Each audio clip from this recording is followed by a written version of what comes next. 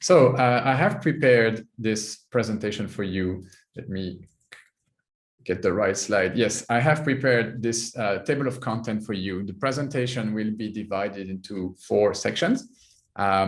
First, we are going to talk about mobile and camera first. This is kind of the landscape in which we are evolving today in 2021.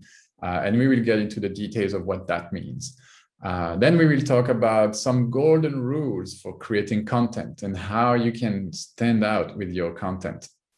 And then we will, and after each of these blocks, we'll have some Q&As like we said before, but also after that, things will become more practical and I will kind of switch to Canva and the Canva interface. So I can show you from within the editor, from within the homepage, how you can start creating this awesome content for your social media platforms. So we will see how pretty much the philosophy is to start with a template. We help you make it beautiful by starting with an already nicely designed visual or template. And then we'll talk a little bit about creating videos, because you'll see that this is an important part of where we are today with content. All right, so moving on to the presentation, let's talk about this, like a video production studio in your pocket. So raise your hand on or express yourself in the chat message if you have a smartphone either in your hand, on your desk, or in your pocket right now. Because chances are that you do, all right? Today, 99% of us walk around all day with a camera and a video editing studio right there in our pockets. And that is, of course, our phone. So this is super important and crucial to understand that we went from 0.5 megapixel to 40 megapixel cameras on our smartphones. So, and today the best phones have up to 4 lenses, they shoot 4K videos and they can store all of that content. Even if you shoot content for hours, like it's all in there in our pockets. And therefore, I think it's really important to realize that the question becomes like, how are you using your smartphone? Are you using this wonderful piece of technology for something else than sending text with emojis? So now this could seem a little bit sarcastic, but I guess what I'm trying to say is that most of us are not using our smartphones to the fullest of their abilities. So I want to talk a little bit about this. I want to talk about why we should put our smartphone at the heart of our content creation strategy. So I have identified 2 main reasons why we should do that. We should really consider the smartphone as our main tool as content creator, as marketer. The first reason is pretty obvious, because we all have a phone in our pocket. So for content creators, it means we all have everything that we need to create content at all times. And not only to create the content, but to publish that content, to reach our audiences with that content. So that's what I try to express here on the slide. Like you can, with a smartphone, you can capture video, images, and audio.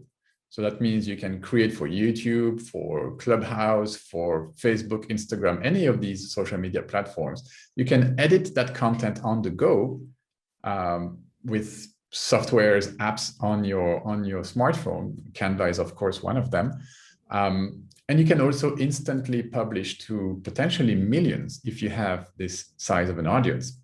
So I'm talking about platforms like Facebook, Instagram, YouTube that allow you to even live stream. So it's really about within a matter of seconds, you're taking your audience to wherever you are right now, whatever you have to express, whatever message you want to convey at any given time. So shameless plug, did you know that Canva also exists as an app? So if you are mostly and primarily working on the go with your smartphone, you can download the Canva app either for Android or for iOS. The app has recently been revamped, so now it's a really similar experience whether you're using Canva on your desktop, which is in my experience where I spend most of my time, but also on your phone. Like the experience will be very similar. The team worked very hard to provide this on par experience to users. So for those of you who tried the Canva app maybe a year ago and thought, this is not too good, like I invite you to try it again because it has become very good and very similar to the experience on desktop. So yeah, you can find this on your favorite app marketplace. And the other reason, I guess, for creators and why they should use their smartphone and put it at the heart of the content creation strategy is that mobile is where the attention of people is at the moment. Mobile is what gets the eyeballs, right?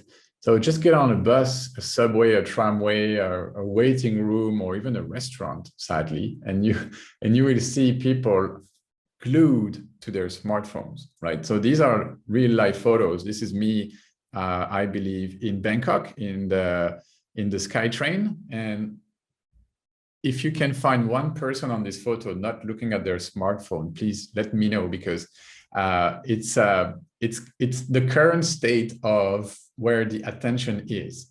People look at their smartphones. I personally unlock my phone close to 30 times per day, probably spend around 2 to 3 hours daily on my device, and mostly consuming content on social media. So I have to admit, TikTok has been a rabbit hole. Like I could spend hours just like watching videos. And so it just shows you where people decide to focus right now. So knowing that, we should really kind of switch our mindset when it comes to creating content. We need to create content for the smartphone. All right. So we are living through this fundamental shift in the way we consume information. Some call this a shift in where the attention of consumers are, the attention of consumer is, but for companies, marketing in, I would say, the previous era consisted in pushing a message to the masses, right? It would be typically money spent on visibility through print media, like a newspaper or a magazine, TV or radio spots, or even billboards. So that would be the old school way of doing marketing, right? Of pushing, of trying to get the eyeballs, the attention, trying to reach people. And at this moment of time, awareness, just like today, was key. You know, like you need to make people aware that you exist, and therefore you have this big, massive billboard near the airport, or you have this clip on TV that's just hammering the message. But today things are a bit different. Actually, things are very different, because it is the audiences and attention on social media and digital that really is what matters. When I say the audiences, I mean that the messages are no longer controlled by the brands. So they're no longer super polished messages that we will send to TV or newspaper, but the message are mostly created by the audience, created by the masses through content, online reviews, conversations, social media posts. So it is not the brand that creates most of the message. And you can do the test, like you can search for content on social media about your favorite brand, and you will find a lot of user-generated content. So that is the big shift. Like brands were controlling the message, which was super polished, and pushing this in an awareness play. That was like the old school way. And today, the masses are actually the ones that create the content that speaks about the brand via social media. And therefore, our role as companies is to understand that shift and to position ourselves like we will not be controlling all of the messaging, because people will still be able to express whatever they feel about our brand. That is why platforms like Yelp or the review system, like any review system, TripAdvisor, all this stuff is so popular, because people trust the review from an independent consumer versus the brand trying to market their services, of course. So the role of businesses today is not to control all the messaging, but to influence, to positively influence what consumers say about us. All right, this is one of my favorite content creator, Gary Vaynerchuk. Probably most of you guys know him. Is a kind of like a superhero entrepreneur, is the CEO of a big communication agency called VaynerMedia. And he says, if you're not putting out relevant content in relevant places, you don't exist. Meaning, if you're not present where people consume their information and get their daily fix of social media, if you're not there, in their mind, at least, you don't exist. Yeah, so this is really important to understand. I wanted to give this the proper attention it deserves.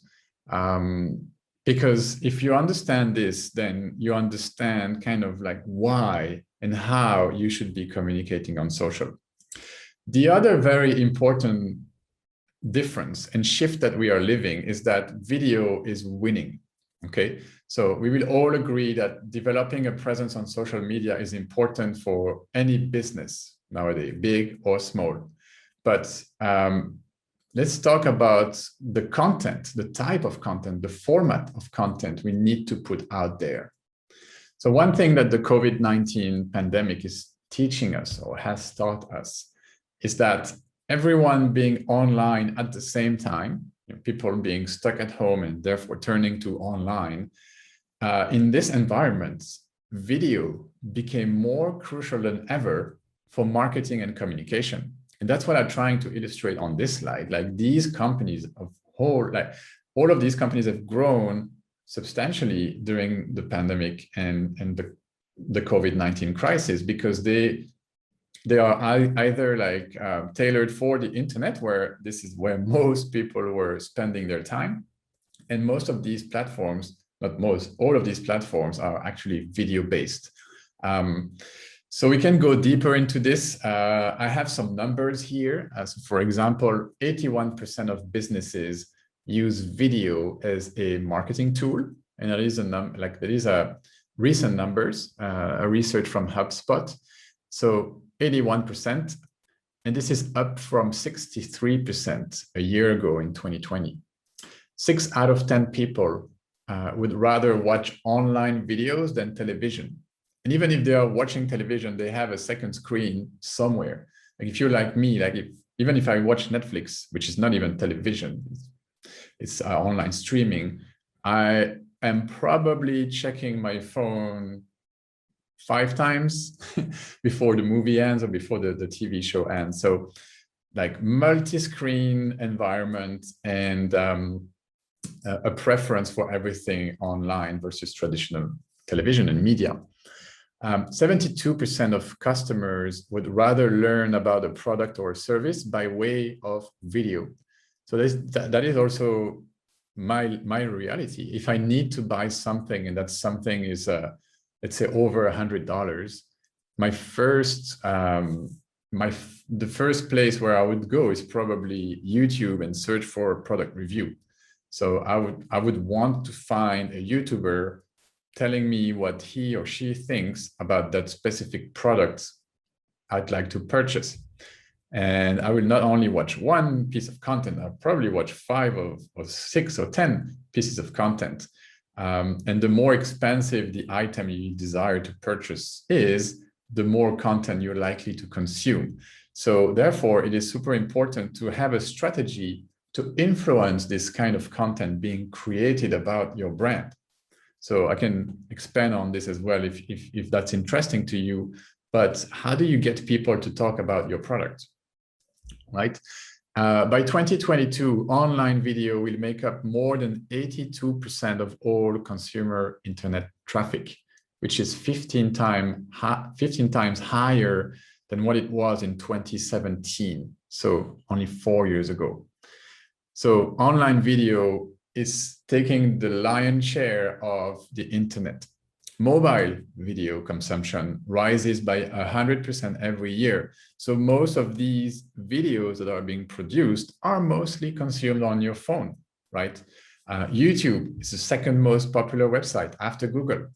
So all of this information, all of these statistics to prove to you that video is becoming the language of the internet. So it is time that we get there, that we jump on this trend, that we start creating this mobile optimized video content for our audiences, because that is what they want to consume. Okay, so let's jump into the second segment, which is, okay, we've understood so far that we are living this transformation in the way we consume information, and therefore we should transform the way we produce the information, right? So mobile and camera first.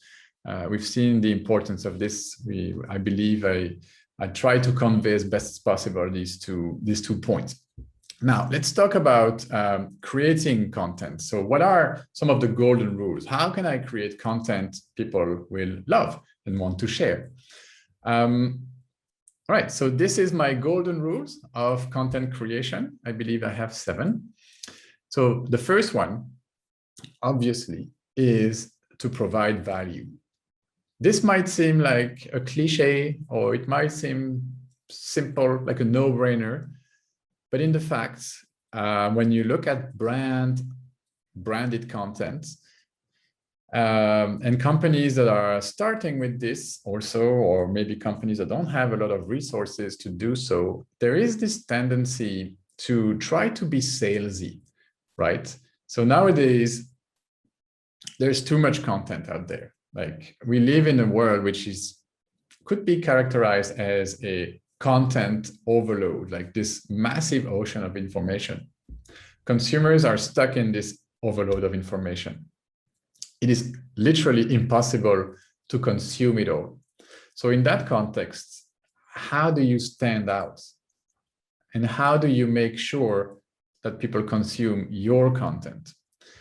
The only answer I could figure out to this question is by giving your audience, your prospect, your customers, by giving these people what they need and not what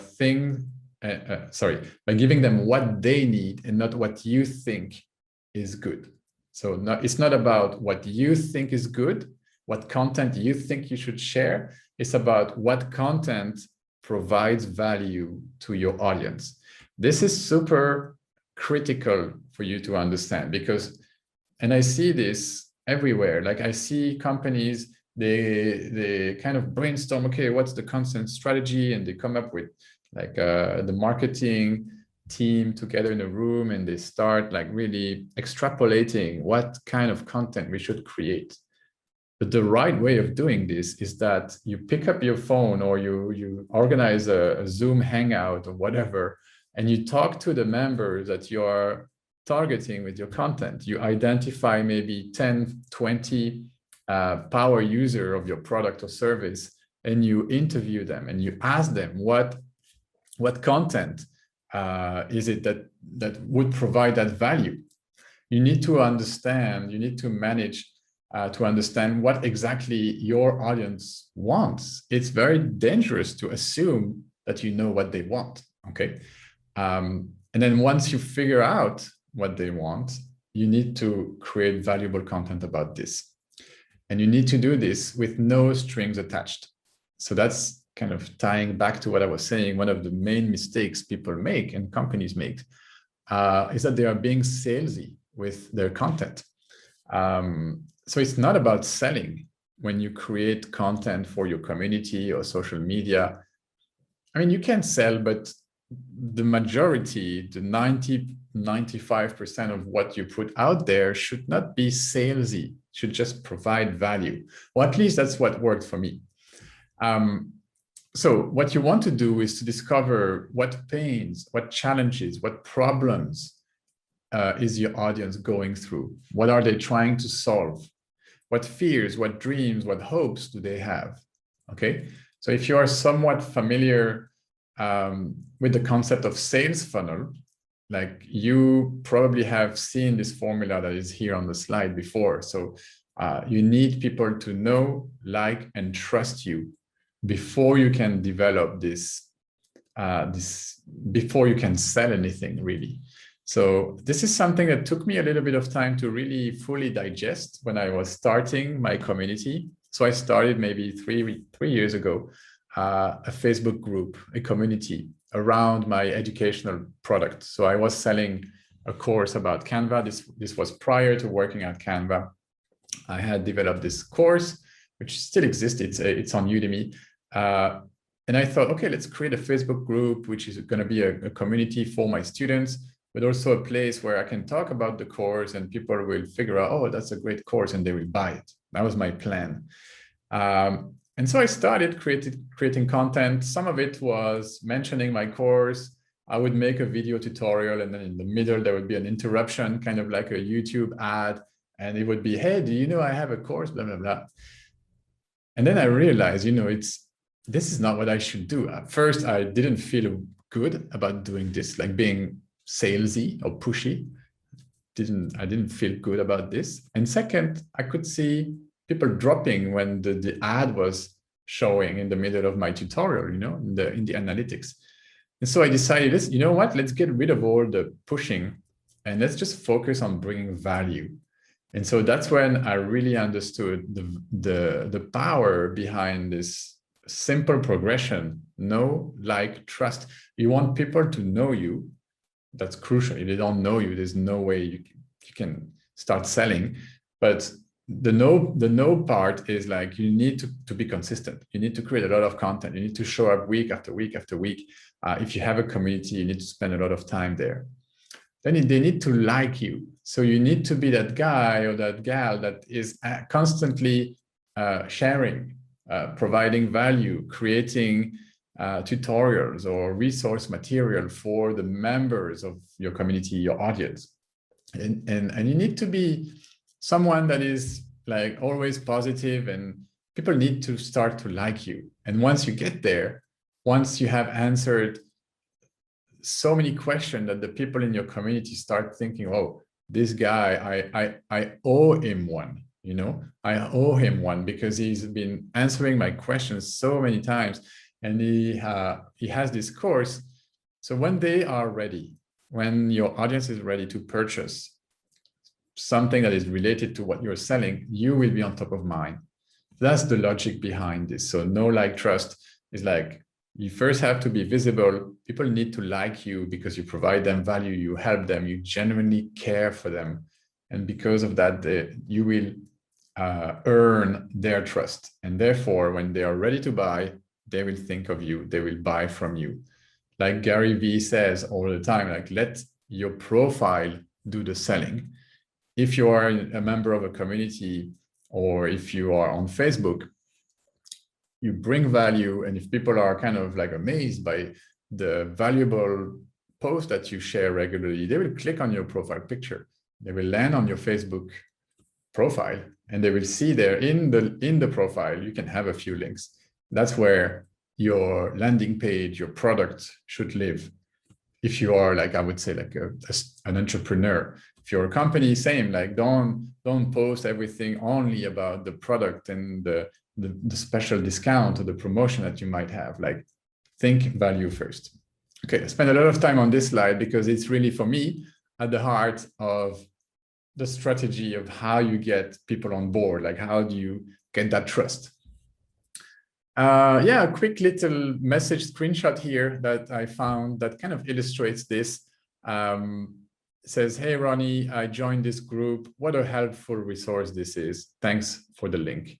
I imagine it's just, she asked for a link, I shared the link, and then, but this, it really represents what I've been doing, I would say, for the last 3 years. First for my own business, then at Canva, and then now I have like community managers in my team that are doing this, but that's really what I really put the emphasis on, like, leave no stone unturned, like, answer every comment, try to bring value anywhere you can. So at Canva, every piece of content we create is either educational, inspiring, or entertaining, and that's how you build communities, and that's how you get thousands of people in them. The secret is very simple, like, bring value. All right, golden rule number 2, know your format. So you've decided to create content, right? So what is it going to be? Are you going to write a blog post? Are you going to start YouTube videos? Are you mostly like a radio person and want to create a podcast? Or are you going to blow people's mind on Instagram with your beautiful photos? So basically, there are four main formats when it comes to creating content: written, video, audio, and images. I've already kind of told you where my preference was at the moment, not just mine, but kind of like the internet's preference.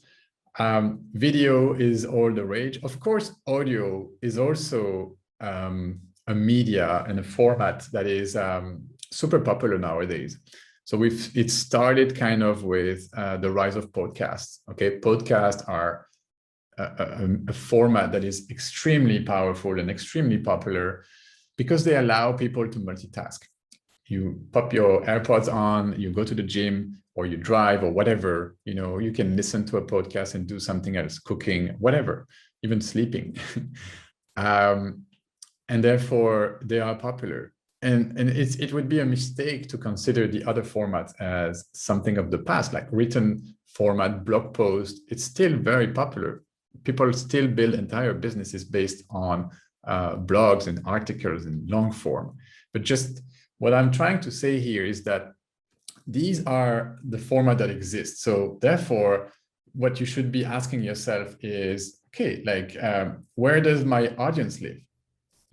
People who love using Canva, for example, are likely to hang out in Facebook groups, such as the Canva Design Circle, which is our main community. Similarly, people who are writers and bloggers, they will probably spend more time on apps like Medium, which is a popular blogging platform. So in order to figure out what's your format, ask this question first, like, where does my audience already live?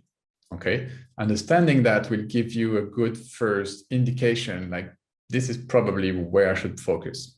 Second question, if you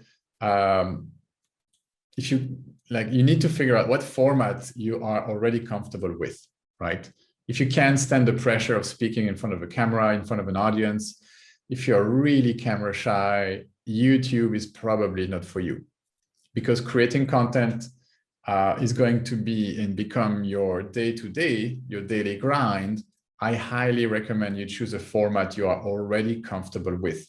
So it's good to push a bit outside of your comfort zone, but don't go like too extreme. Like if you think it's really a huge effort for me to do, it will be so much more difficult for you to commit to sticking to it if it's really like a big commitment to you or a huge effort. So like ask yourself very honestly, like what format am I already comfortable with? All right, and the third question is, what are you trying to achieve with that content? Not being clear on your content goals would probably result in you spending a lot of time producing content without really seeing any positive outcome or impact for your organization. So yeah, be clear on what is it that you are, like, what's the purpose of this content that you're putting out there? So most of the time, people and organizations produce content to achieve one of these three goals: either lead generation, thought leadership, and brand awareness. So these are the three. So lead generation, thought leadership, or brand awareness. So these are the top three, I would say, purpose for creating content. So which one is it? Right. So that's point number 2. Point number 3, the golden rule number 3, is to speak the language. What does that mean? Well, let me illustrate that with a little story. When you travel to Spain, it's probably a good idea to know some Spanish if you want people to understand you. Though times are changing, but it's probably a good idea to have some basics. Similarly, you should learn how to speak Instagram, Facebook, LinkedIn, TikTok if you want people to engage with you and your content on these platforms. Indeed, with social media, there's no one size fits all. So this slide illustrates what I'm saying. Like every social media platform has its own set of spoken and unspoken rules. they are also frequented by different types of audiences. Like I mentioned before, like TikTok is a much younger demographic, though this is slowly changing, but the type of crowd that you will find on LinkedIn will be very different from the type of crowd you will find on Snapchat. So like understanding this, understanding that there are different types of audiences using different types of platforms and using different codes to communicate, or languages, is crucial. We can consider and compare this to a culture, right? And because they are all different, they should be treated as such. So the different cultures should be treated separately. So yeah, it's a big mistake to try to push the same type of content. Usually when a company decides to go and start creating video content, for example, because I know I hammered that in the first segment of the Prezzo, I was like, video, video, video. Yes, but okay. So you decide to invest in a video gear and you start creating a video. You spend a week editing your video and you're super proud. And now you want the world to discover your video. So you will be pushing that video on LinkedIn, on Facebook, on everywhere you can, basically. That would be kind of a mistake because you cannot simply push the same content and the same message across all of these platforms. You have to respect the culture. So the format is going to be different. And there are different norms, like I said, like spoken and non-spoken norms that constitute the culture, the language of the platform. So what should you pay attention to? So here is a list of things. I tried to be as exhaustive as possible here and give you kind of the full rundown, but the call to action you're using, of course, you don't ask people on Facebook to subscribe to your channel. That would be a mistake. The way you tag people.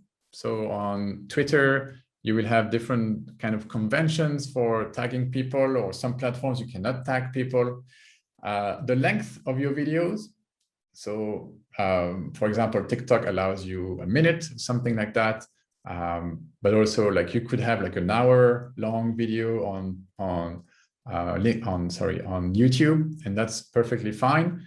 But if you put the same type of length on LinkedIn, that will probably not perform. So understanding what people are ready to consume on which platforms, the need for captions to accompany your images or your videos, the length and the format of these captions. So by captions, I mean on video captions, like the subtitles, but also if you publish a video, like should you also have a little like paragraph of text for like on Facebook when you create a Facebook post? Like what would you put out there? Is it mandatory to have this caption to your video post? The vocabulary you are using in your caption, so the way you speak about features and attributes of the different platforms, for example, so there is a language. The format of the images and the videos you're posting. So TikTok is a 9:16 aspect ratio. YouTube is the 16:9 aspect ratio. So all of this is super important. The use of hashtags or the absence thereof, like should you put a hashtag, how many hashtags? All of this stuff is actually what I'm referring to when I say speak language. Right, moving on. Make it visual. That's my golden rule number 4. So on social media, it is super important to show, not just tell. Okay, we live in this highly visual world, and people expect to see top-notch visuals. Anything below that will appear subpar. So I've seen that. I've worked a lot with retailers in the past, and social media for them was a little bit difficult. Why is my GIF not working? Anyway, it doesn't matter, but there is so much content out there that what's important and the primary purpose of your visual would be to stop the scroll. You know, you need to get people attention. You need them to stop scrolling for a fraction of a second.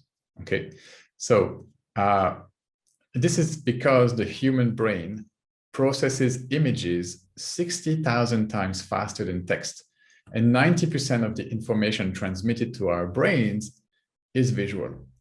So this is why you need your visuals to stand out. Okay, so your visuals are what are going to stop the scroll, either on Facebook, Instagram, anywhere. It needs to be good looking. A common mistake I've observed while working with these retailer organizations is that they use low quality images for their product or their product photography. I've seen that on websites, on social media, and even on printed material like posters or product catalogs. So if your business is about selling products, then your product photos need to be impeccable. If you cannot produce this high level of quality in-house for your photos, though today with the latest smartphones and cameras, should be easier than in the past. But if you cannot do it in-house, you need to invest in a professional photographer.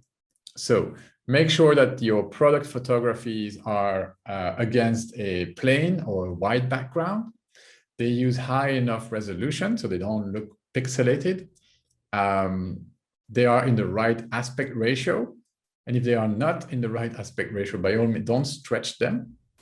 And also that what you upload to social media is not too heavy in terms of like megabytes. Like if you upload a photo on your website which has not been optimized for the web, your website will take forever to load. And therefore you will be punished by the algorithms and the SEO bots and all this kind of stuff. So make sure you optimize your photos. All right, so that was about visual. Rule number 5 is be authentic. This kind of goes without saying, and it's really your only option. The reason why you should be authentic is because it's really your only option.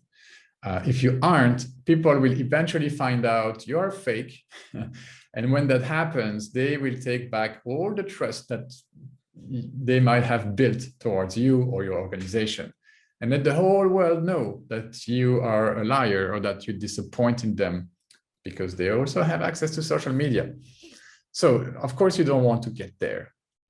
So remember that you are here for the long game. All right. So really your only option here is to tell the truth and to walk the talk, to be authentic. Otherwise you will get exposed sooner or later. That's how the internet kind of works. So 7 tips to help you stay real.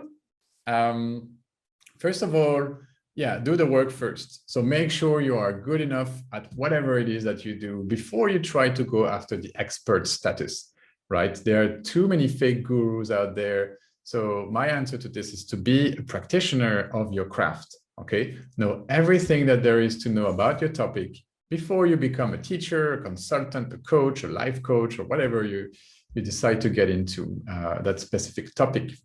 You have to earn your status. And the only way to do this is to execute first, to walk the talk. So so that's my first point. My second point is don't promise something or anything that you're not 100% sure you can deliver. And that you can deliver that thing consistently, right? Third tip, so be consistent. Preach the same message over every platform. Like don't try to fit in by adapting your style or your personality to the platform you're in. The only thing you should adapt is the format. The core message needs to be consistent. The main concept, the main ideas need to remain consistent. Adapt the format, but keep the same core message. Also be the same guy or the same gal you are online with the people you meet in the community, with the offline world. Okay, be the same person whether or not the camera is on. That's what I'm saying. In other words, like your behavior behind closed doors must match your public brand. This is super important. A lot of people don't do this correctly. Tip number 4, don't pretend to be who you are not. Okay, authenticity again goes hand in hand with being transparent. Transparency is another big keyword that I live by.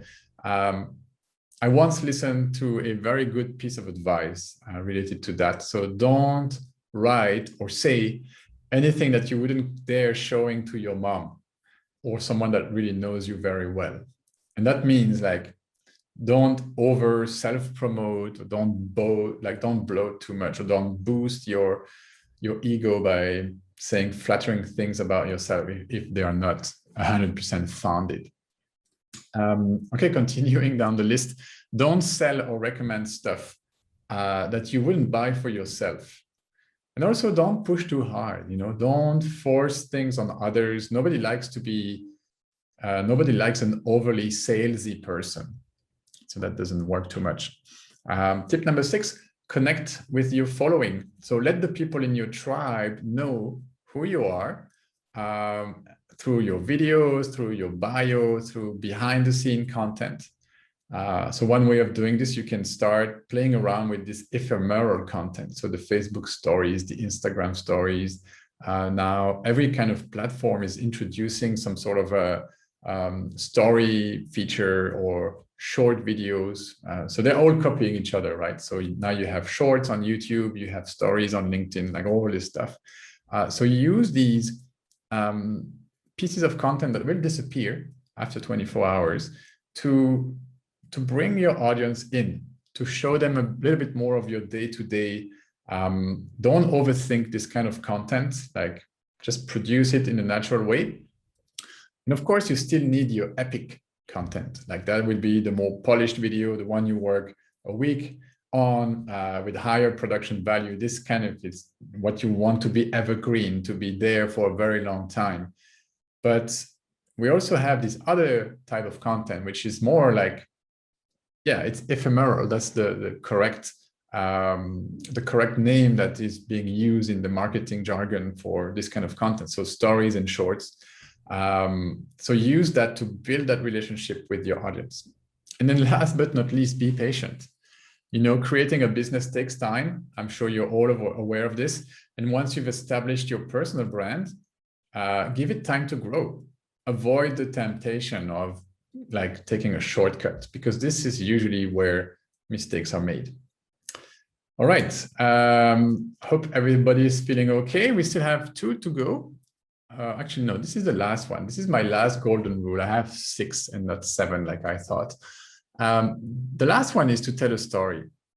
So storytelling has become this buzzword, right, for marketing, and rightfully so. I think telling stories is really key to getting people on board, because we are hardwires for stories. Like we love a good story, and there is a whole theory about telling stories. I'm not going to get into this. This is a webinar in itself.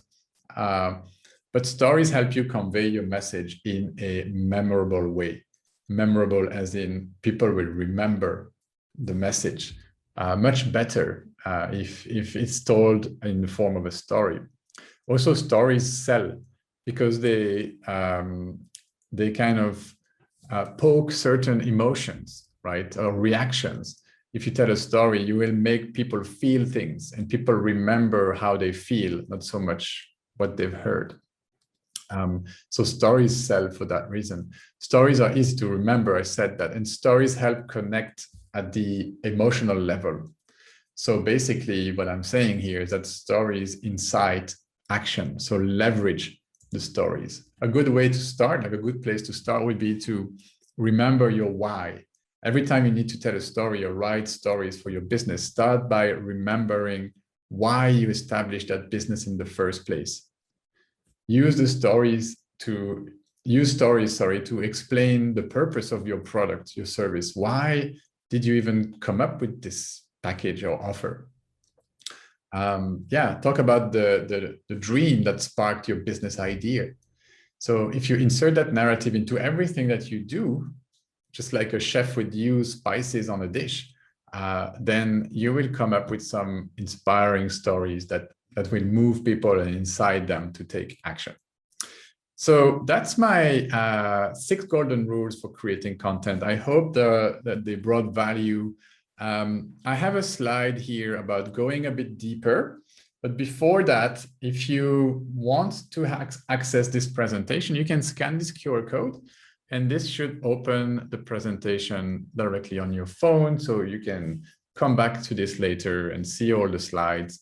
By all means, I'm happy to share this with you. So I will leave this on for a couple of seconds. You can scan the code, and you should be seeing the entire presentation. I want to demo 2 things. Okay, the first one will be how you can start designing pretty much anything with templates. Okay, so for this, I'm going to share my screen first. So how do you start with a template? Well, very easily, Canva here has a big fat like toolbar, a search bar, sorry, here on top. And you can search here for pretty much anything. So if we start, for example, with company presentation, you will be served here really like a large amount of already designed business presentations, and some of them are very like cool looking. This is really, for me, the power of Canva is that you don't start from a blank document, you start from a professionally designed document. So if you take this one, for example, I'm going to click on the three little dots and preview this template. So you will open up this window and you can really see, and it's not placeholder text that is in there. That is actually already a good structure for a presentation, right? So you have all these slides already ready for you. And if this is something that speaks to you, we also have like included some free icons that you can use within your presentation on different sections. If you scroll down, you will see more like this one. So this is, for me, like a very cool way to start designing. If you click on the templates button here, the templates tab on the top of your screen, you will land in the main page of the Canva template library. So from here, of course, you have all the presentations, which is kind of like our core focus, like building as many presentations as possible. And they can be filtered even deeper by category. So you have simple presentation, education for teachers and people like that, marketing, professional, brand guidelines, etc., pitch deck. You have all sorts of presentations. So once you find one that kind of speaks to you, and by all means, like the choice is super large. Another one that I like to use is the visual chart presentation. If you need to deliver a business presentation, look at this, like they have all these cool charts and you can really start building your decks with organigrams and charts and pies and everything to deliver your presentation internally. So this is one of the things I love to do, is to tell my students to start with start their designing experience on Canva with a template. And of course, you have all the other doc types, right? It's not only about presentations, you have Instagram, Facebook, like you have them all right there, like the doc types. So the way I kind of tell people to get started is you start by typing the name of the platform for which you want to create content. Let's say you want content for Instagram. So you type in Instagram in the search bar right here, and you let Canva kind of suggest to you the rest. So Instagram posts, Instagram reels, videos, Instagram stories. So you click here, you will see a bunch of different Instagram stories. And again, you don't have to start from scratch. If you want, you can. The first template will always be a blank template. So if you click here, you will open a Canva document with the exact dimension of your story. So that's kind of like the beauty of all the doc types, like they are optimized for the platform. So you remember, speak the language. So Canva does it for you. It kind of presets the format. And then you still have access to the templates from here. So from your templates button. And from there, you can start importing them. And you can search also, like if you want animated story, for example, like you can find templates that have some animations going on, like this moving planet, for example. So yeah, by all means, I encourage you to start with a template. I have a resource here that I prepared for you, this one right here. It's not full screen, so don't mind everything, but if you scan this QR code, you'll get to a landing page. Let me get this to my present view so I can click here and show you the landing page. So this landing page has been developed for small businesses, SMBs. We have created marketing toolkits. So we have different verticals, I would say. We have gym, healthy food, restaurant, ebook, musician, retail, restaurant, wellness. So for example, if I take the gym toolkit, we have developed a set of consistent visuals in different formats. So you have what you need for your Facebook page, for your Insta, for your email marketing, your stories, etc., etc. So this, I believe there will be more of this, but this is a great way to start. I will come back so you can actually scan this QR code and save this landing page for later. So these are our marketing toolkits. There's a lot of resource for small and medium businesses on the Canva website, but this is definitely one of them. So yeah, by all means, explore this a bit deeper. Now, there's one last thing I want to show you before we wrap it up and we answer the last questions. And that thing, let me switch back to another presentation document. I will use the presentation doc type to speak about this. I want to show you 3 ways to create videos in Canva, because I spoke a lot about video. Video is the format you should be experimenting with. I want to show you how you can actually create video or actually add movement to your designs, right? So the first way would be to import videos from the video library. So we have a tab on the left side here that says video. If it doesn't show in the tabs that are open here, click on the 3 little dots, and then you should find the video tab right here, that it will be positioned here on your left side panel.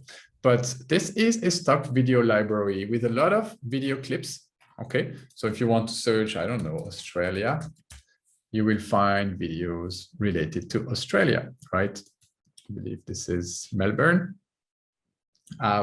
So yeah, so this is the first way of adding video to your design. Just simply add the clip to your document. You can add it, you can scale it, you can make it full screen like so. You can use this as a background, etc., etc. You can trim it as well. If you click on it and click on the little scissors button right here, you see this is 14.7 seconds. And you can definitely change the length. You can trim it, and then you can accommodate basically what piece of video of this video clip you want to keep, and it will be just playing that piece. Okay, so that's one way of using video. Another cool things that you can do with video is that you can position a video in a frame. So for this, you can head over to the elements and you search for frames. Okay, so Canva has all sorts of different frames. For example, you want to put a frame as a smartphone like this. Make this a bit bigger. And you know what, let's use a template to make this look a little bit better. For example, okay, let's use this. Is this a frame? Let me see by deleting it. Yes, it is a frame. So oops, what I can do is to drop a video in that frame. For example, similarly, I'll go to my video tab, and then I just add my video in that frame, and the video will play only in the frame. So that would be the first way of using video in Canva. And also you can upload your own video, okay? Just like you upload an image, you can upload videos. All right, I have a few videos here, mostly GIFs. I like GIFs, but you can upload your videos here and use that. And you can even double click on it and reposition it. And there you go. Now you have your video inside your presentation, and you can film yourself. You can create small tutorials like this. This will all work within Canva. So the first way of using video, using the video clips from the library, uploading your own video clips, you can trim them, you can play around with them. And watch this space, because the video features is going to be added. Like we are adding a bunch of features this year to the video product. So a lot of cool different features will start to pop up in your Canva, and it will become progressively easier to edit videos with Canva. Okay, let me show you the second way. I'm going to use another template for this. We can continue with the same template. Let's say this, for example.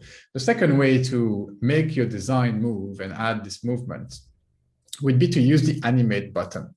Okay, so the animate button, normally it should look like this. It should say animate. Here it says block because we already had an animation going on, but let's use the default one, which is this one. I'm going to delete this slide and the first one. So I keep only one. So this slide is static. It's not moving. There's no animation to it, but I can start adding animations to this by selecting my background. I can use the animate button. Also, I could animate individual object. Now it's a new feature. So I want to animate this, this progression circle, for example. I could click animate, and then you have different styles of animation. Like it could come from the side like so, could rise, pan, breathe. So you have some free animations, and the little one with the little crowns on them are pro animation, like the stomp, for example, which is pretty cool. See this effect, tectonic, neon, pop, baseline. So you have a different styles of animation that you can use. So let's use this one, and then I can animate this text box as well. Let's use the block, and then let's animate this other infographic right here with something. Yeah, let's use this one. So now I've added movement. If I present this and see how it looks, you see when I get to this slides, the animations will work their magic. So you can use this in your presentations, or you can export this slide as a video. The animations will be built in your video. So that's the second way to create moving designs, animated design, which is pretty cool. Okay, let me delete this and show you the last way. So let's say you have this slide, okay, nothing fancy about it. I will remove the animation. So it's a non-moving slide.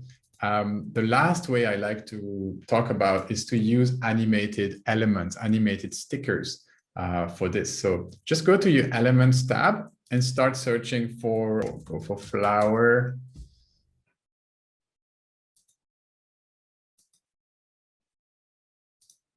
So this is without the filter. If I apply the filter, yes, it shows me only the moving, the video clips or the animated sticker. Sorry about the little non-functioning before. It usually works.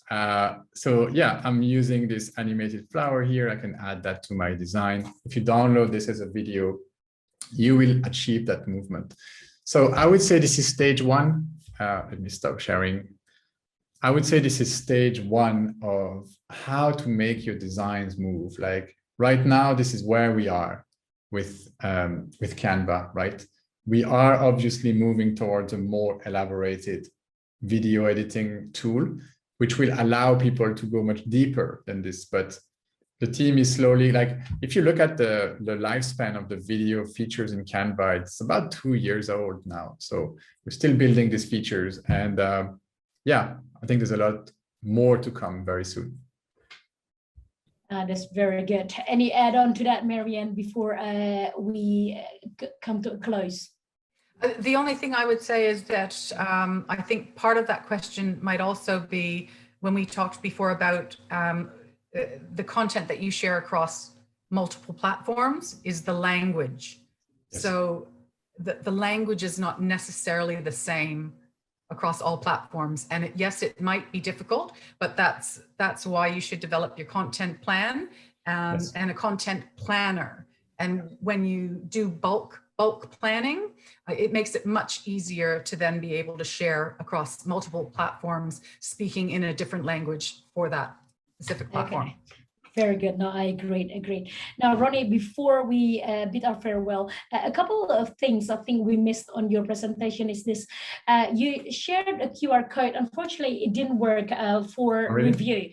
So if you share somehow the link, otherwise also you can email it to me. I'll share it to the attendees. Let me maybe bring it back on screen for very quickly. I still have it. But I think here. it didn't, because we tried it. I don't know whether it's working. I would like to invite you to Canva's Design Circle community. So the Canva Design Circle, if you type this on Facebook, it's a community where you can talk about design, etc. This QR code should be leading you to my Facebook page, and you can find the review segment and leave me a review if you want. But that's more, if you like Ronnie as an individual, I'd be super happy to have a feedback on my page. But otherwise, like where I would love for you to go is really the Canva Design Circle. So if I go to Facebook, 92.2 thousand members. So it's a gold mine of information about Canva and tips and raving fans in there. So by all means, all get there, answer the 3 questions, and you'll be added in no time. So yeah, there's a lot of conversations going on, a lot of people sharing their Canva designs there. So this is where I'd love for you all to connect with us. That's absolutely brilliant. Okay, thank you so much. So I pop in all the one that being shared with us to your chat box. And don't worry, guys, we will definitely summarize this and send this through in your email. Okay, it's been such an insightful and very, very productive session. Thank you, Ronnie. Recording will be sent to everyone as well once it's available. I just want to once again thank you, Ronnie and Marianne, for joining. Thank you, Canva, for teaming up with Business Station to deliver this session. Business Station, through the ASBEST Digital Solutions, are delivering series of interactive webinars and online or face-to-face workshops. This is also an intimate small group online meeting where your participation is interactive. We also deliver one-on-one. You can book 1 hour with any of our super advisors. One of them, of course, Marianne Rom. I know a couple of people and our attendees as well involved as our advisors. Meanwhile, keep designing, because Canva allowing us to be designers, and I love that.